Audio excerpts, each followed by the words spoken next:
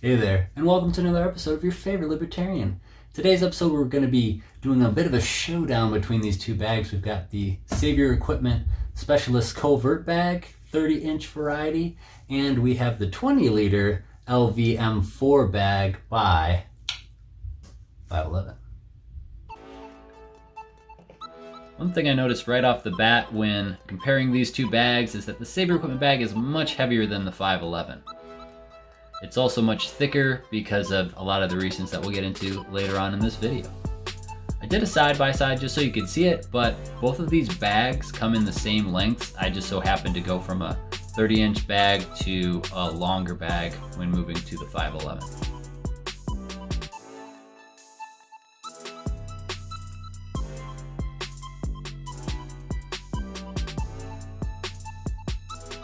Also, if you want to know what it looks like if you wear both of these bags at the same time, now you know.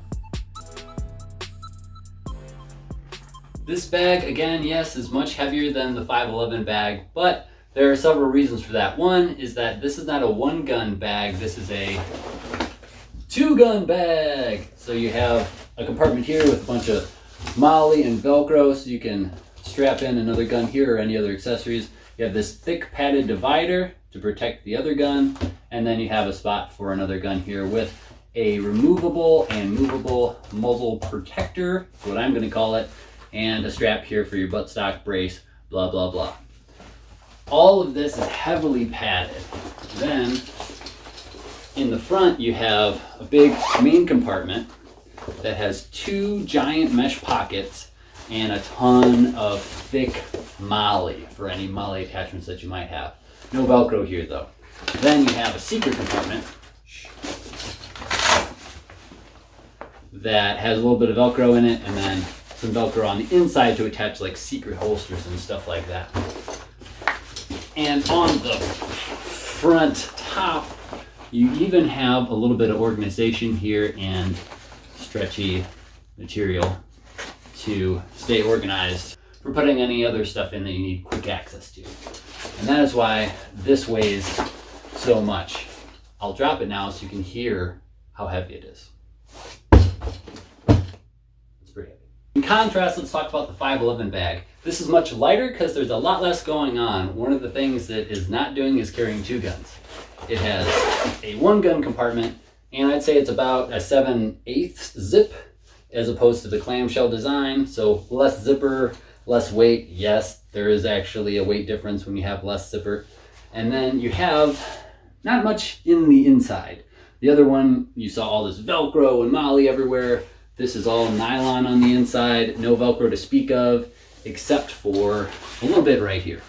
You have this Velcro strap, and then you have this webbing that's not MOLLE, it's just webbing, so you can move this around, and again, decide where you want your stock or forend or brace so that it's not moving around as you're transporting your firearm. You also have a little bit of Velcro here because this is a little compartment that I thought you could open so that you could remove this hard plastic backing, but you can't because they decided to stitch it permanently here and here. Not sure why they did that. Maybe someone at 511 can tell me. Then on the front you have a main compartment on the top that is just like a felt type material, accepts Velcro accessories, and is nice and soft, so it's not going to damage any iPro if you're just throwing it in there without a case or anything. On the front bottom, you have a bigger compartment that is, I'd say 3/4 unzipped, or maybe like a third is still left where you can't zip it down anymore. And you have this, again, noticing a theme here, not actually Velcro branded, but it's like a felt type material that accepts Velcro accessories, probably 511 Velcro accessories. And then you have laser cut MOLLE. It's out of the way when you don't need it, but if you need it, you can weave stuff in. Cool. And then again, just nylon on the bottom here and on this side as well. And then you have one mesh pocket if you want to put anything else in there. No secret compartment, nothing else going on, no crazy padding or extra compartments in here. The other padding I'll talk about as far as plastic goes is the bottom. You have a hard plastic starting from here, coming all the way around to here. This is hard plastic and it's going to protect your muzzle if you are carrying tip down, or your stock, brace, whatever, if you're carrying tip up. On the back, you have some padding as well. You have some really nice shoulder straps, no complaints on these shoulder straps here. And then you also have padding yonder. And this is mesh material, so it's gonna breathe really well. It's actually padded, has some type of foam in it or something that is nice and soft and is actually really comfortable when you're walking around with this thing fully loaded up. And because you don't have way more zippers, you don't have a ton of thick foam padding, and you don't have a bunch of dividers and secret compartments, this is way lighter than the Save Your Equipment bag. And you just have to decide for you if it makes more sense to have all that stuff and have that extra weight, or if you don't need that stuff, it might make more sense to have less weight. Now I'll show you how both of these fit on the shoulders.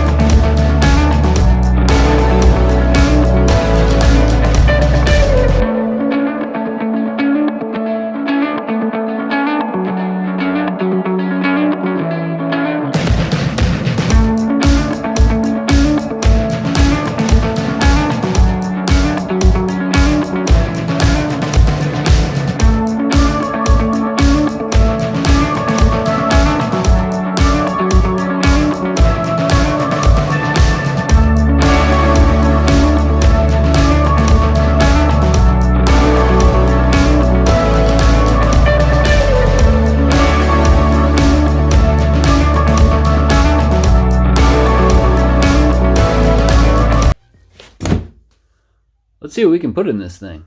All right, let's start with this front compartment here. Got some tools here for handguns and long guns. This quarter is actually great for fitting in 12 gauge shotguns and removing or tightening choke tubes. Pro tip. Got a bunch of batteries and some microfiber cloth, because everything that you buy always comes with that. I also have just some notes from different classes I've taken. I'm gonna go ahead and put that in there. The tools I usually put behind. Don't need those as often. These I usually put behind as well.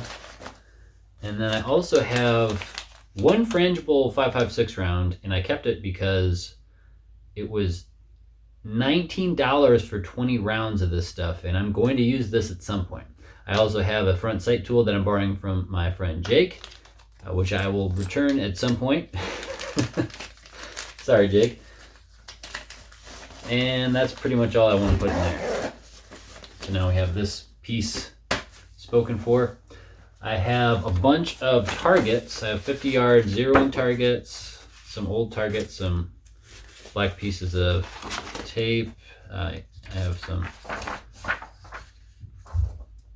50-yard zeros, so point aim, point impact differences, just to get an idea at 10 yards for a 50-yard zero. I also have MDFI qualification targets with all the different qualification specifications on the back. And I think that's it. So go ahead and put that in there. And what else? I also have binoculars, 20 by 50 binoculars. It says they have night vision too, so that's pretty cool, but they don't.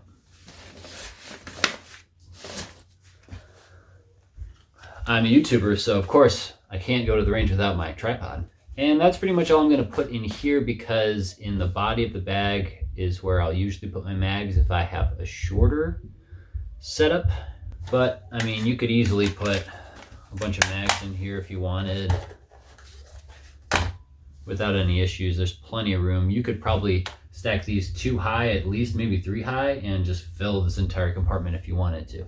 I'm going to go into this front compartment here, and I think I got this webbing, or like this, it's actually technically a Velcro battery holder for CR123A batteries that you can get off of Amazon or probably other places. But I got my chapstick, Sharpie, pen, and I also have my ear protection here. And this all conveniently just Velcros onto the felt in here, like so. I also have more microfiber cloth, because why not? Let's see what we have in here.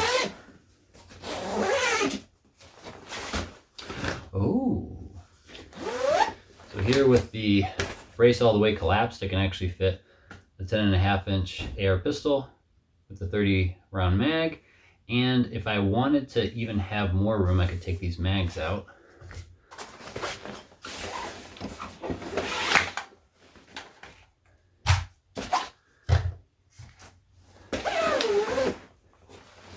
And then I have quite a bit more clearance. But I have plenty of room with the optic on and the 30 round mag.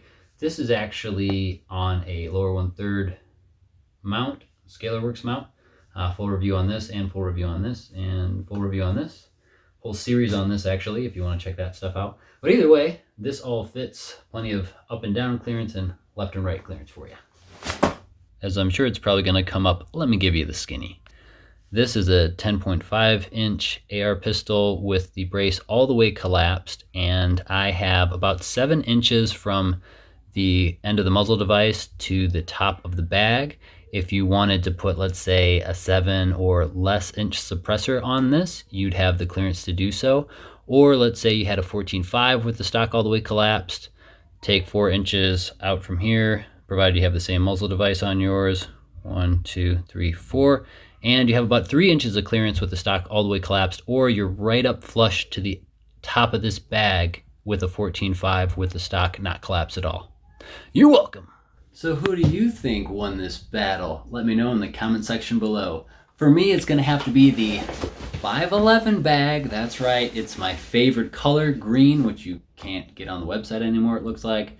But it also is very minimalist, which I'm a huge fan of. I only need to carry 1 long gun at a time, and this will fit not only my 10.5 with a suppressor on it, but it'll also eventually fit my 13.9 from Shark Systems if they ever finish making it. It has all the stuff I need, none of the stuff I don't, and it's very lightweight and slim.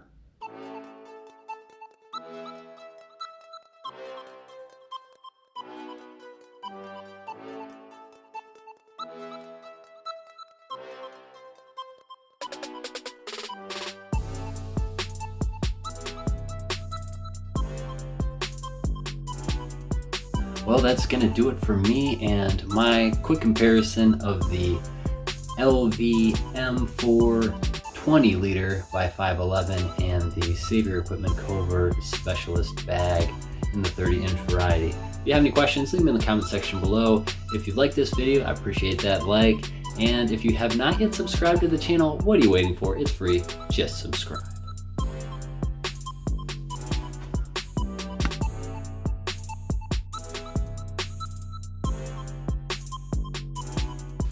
Check out my link tree in the description below for all of the links, and be sure to join me on Rumble. And as always, thanks for watching, stay free, God bless.